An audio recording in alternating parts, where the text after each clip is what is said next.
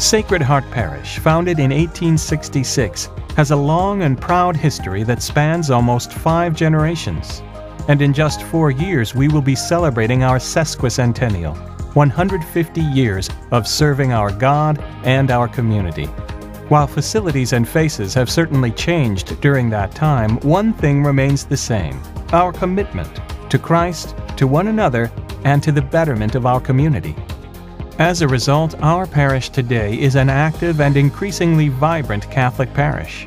We've seen the church almost double in members over the past 20 years, from 750 families to almost 1,100 today.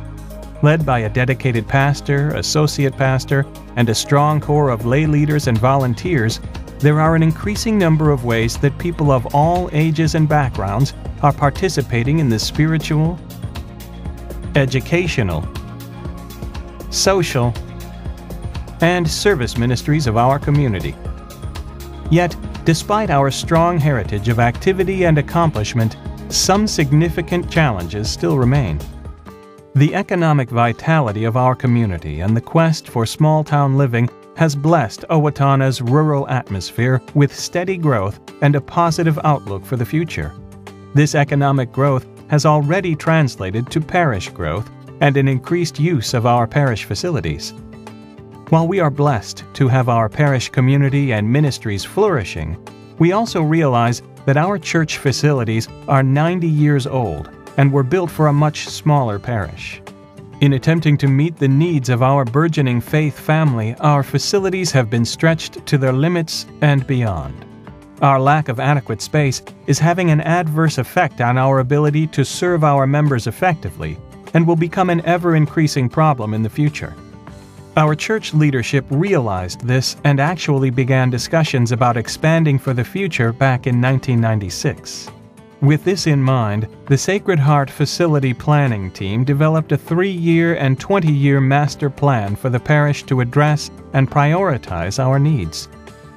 It's truly a blessing to have such an energetic, busy parish. So much so that our current facilities just can't accommodate the growing number of committees, ministries, organizations, and activities that our parish participates in. We hear a constant plea for more classroom, program, and meeting space, so we can be more effective in fulfilling our mission, serving the needs of parishioners, and doing God's work. Ministries like youth ministry and others don't have adequate space to meet. In short, we lack classrooms and meeting rooms that many of our church groups require, and this lack of space has forced some groups to meet in various inconvenient and less appropriate spaces, such as the nursery in the church. Future expansion to accommodate parish growth may be inhibited at our present site as we are becoming landlocked. We need to examine our options to address this concern. Our priests' living quarters are located on the 2nd level above the parish offices. This does not provide adequate privacy or room for our resident or visiting priests. Our present parish offices are located in the north half of the rectory. The first-floor living space has been converted and subdivided into a maze of small and inefficient offices that are inadequate and not ADA compliant. Many members and visitors have a hard time finding the offices, and there is no area for reception when visitors do arrive. We've also outgrown our narthex, or gathering space. It no longer provides us with a large enough, warm and welcoming gathering space where people can meet and greet people before and after Masses and other special and sacred celebrations held in our church. The limited size of the existing narthex also doesn't allow us enough room to adequately display or disseminate information about various and varying parish services and activities. We also have a number of maintenance issues that need to be addressed either now or soon. The roof is in need of repair, and there is a considerable amount of repointing needed on the masonry. The HVAC system is aging and inefficient, which increases our operational costs. Additional restrooms are needed beyond the ones that are located on the main level now. There is currently no internet in the meeting rooms and parish center, and technology capabilities are limited at the present time. During the winter, our new front steps of the church get icy, which makes it very dangerous to walk into the church. We have the ability to make the steps heated to avoid ice buildup, but currently do not have a boiler to create the necessary heat. Parking is inadequate, and the main lot slopes toward the building, which causes various water issues both in our parking lot and damage to our parish center building. We need to improve seating capacity and sight lines in the church. There are too few seats at busy masses and at Christmas time and Easter. Pews are arranged in traditional formation, with the back pews a good distance from the altar. This makes it difficult for people in the back to see and hear clearly. It also inhibits full and active participation in our liturgies. The pews and kneelers in the church are worn out and need to be restored or replaced, as does the carpeting. As we look to the future of our diocese, we must address several challenges in order to seize the opportunities the present moment offers us. These important needs cannot be addressed through our annual appeal or ordinary stewardship. To accomplish them, we will all need to go above and beyond our normal tithing. The average age of priests in the diocese is 63. The diocese has the responsibility to provide all health care and retirement benefits for our priests. At the current rate of expense, the endowment of the priest retirement fund must be replenished. If not addressed, we will be required to either cut critical benefits to our priests or pass on the substantial cost to the parishes. We must honor the dignity and care our priests deserve after a lifetime of service to parishes, the diocese, and the Church. For the continued growth of the Church in the Diocese of Winona, we must encourage, educate, and provide vibrant formation for a new generation of priests. The diocese is blessed with a first-class and nationally recognized college, seminary, and program of priestly formation that has educated nearly every priest in the diocese for the past 65 years. However, the current seminary buildings, located adjacent to the campus of St. Mary's University, are more than 60 years old and lacking basic modern necessities, such as an elevator, handicap accessibility, air conditioning, efficient heating, ventilating, and plumbing, classrooms, and a computer media center. With the funds raised through the ADA, many Catholic ministries and social outreach programs are positively impacted. Every gift to the ADA benefits Catholic elementary and high schools. Training and support for catechists involved in parish religious education programs, faith formation services, youth ministry programs, diaconate formation, prison ministry, Catholic evangelization, college campus ministry, Catholic Newman Centers, Hispanic ministry outreach. In order to ease the burden on volunteers, donors, pastors, and parishioners, the 2013 ADA will be included as part of the diocesan fundraising campaign. In 2014, the ADA will resume. To address these critical needs, parish leadership has developed an exciting action plan that could be done in 2 phases. Our vision is to renovate and expand our facilities to meet our current and short-term future needs and ultimately create a new parish campus that will enable us to minister to future generations of parishioners even more effectively and efficiently. The first phase of our revised master plan would include renovation of our church, expansion of and enhancements to our parish center to include additional gathering space, a new parish office center, and expanded and enhanced class and meeting room space. It also includes various other improvements to our buildings and grounds. The first phase of our plan also includes expanding our parish center to the south into our existing parking lot and making various other enhancements within. This will create 3,000 square feet of additional space for new parish offices, an enlarged narthex, expanded meeting space, and the return of the rectory to a private residence.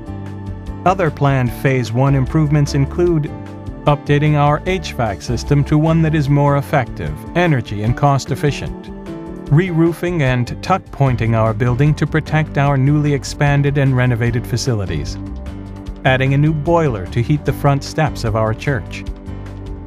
This new addition will also enable us to correct various traffic flow, parking, and parking lot deficiencies improve stormwater management, and make various other enhancements to our buildings and grounds. For example, Marion Drive would be closed off to make the school more secure.